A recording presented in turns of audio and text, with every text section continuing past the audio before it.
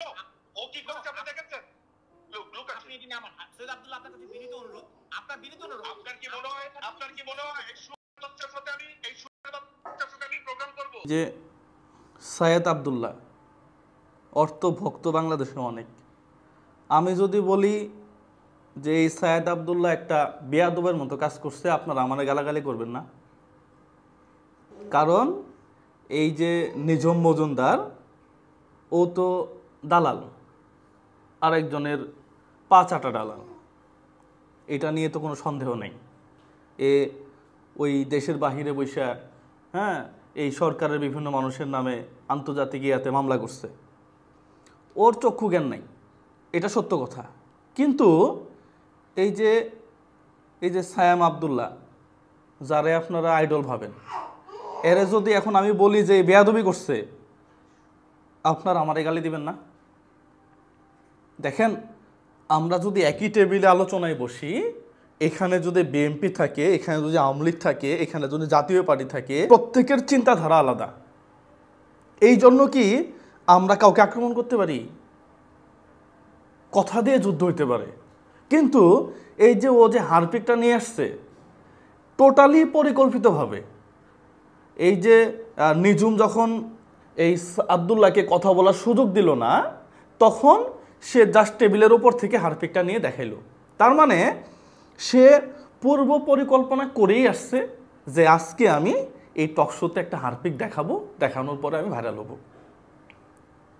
Just এতটুকুই, এছাড়া আরও কিছুই করে নাই। দেখেন, ও মানুষ কেমন সেটা পরের কথা, ওর আলোচনা কি, ওই যে সায়াম আব্দুল্লাহ যেটা, সেটা পরের কথা। কিন্তু যদি এই টক শোটার আলোচনা আপনি আমাকে করতে বলেন, তাহলে আমি বলবো যে ও একটা বেয়াদবি করছে। ও একটা বেয়াদবি করছে ঠিক এই জায়গাতে। ও ওই পারে ভালো, আগে ভালো ছিল, আগের অনেক কাজ ভালো, সেগুলো নিয়ে আমি আলোচনা করতেছি না। পাশাপাশি এই যে নিঝুম মজুমদার ভাতিজা, এই হারপিকটা দেখার পরেই যা তা আলোচনা, যা তা গালাগালি। ভাই, মানুষ অনেক সময় অনেককে অনেকভাবে অপমান করে।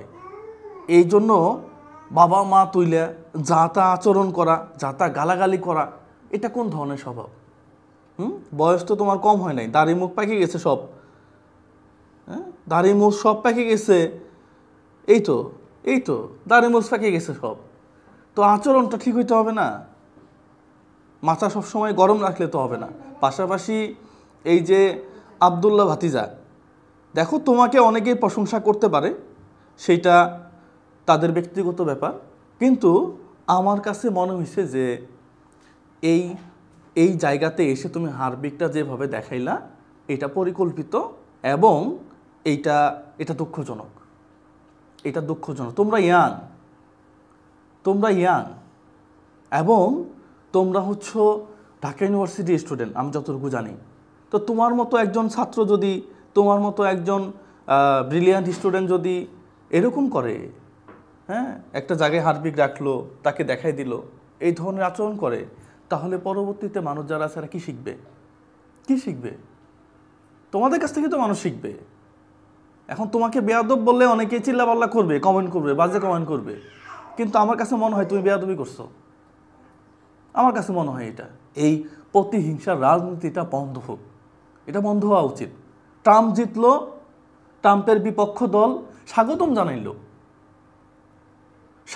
জানাইলো যে ট্রাম্পের নির্বাচনের পরে যে সে জিতছে, ক্ষমতা হস্তান্তরের জন্য সকল প্রক্রিয়াতে সাহায্য করবে তার বিরোধী দল।